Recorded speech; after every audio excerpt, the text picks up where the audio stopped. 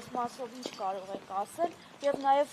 ընտրախախտումների մասին են խոսում, լցոնումների ինչ կարող եք ասել։ Որևէ տեղից նմանահազանգ չկա։ Կա բազմաթիվ Դե եթե հազանգը արձանագրեք։ Իսկ նախնական պատկերը ինչ է հուշում Տիկին Բաղդասարյանի։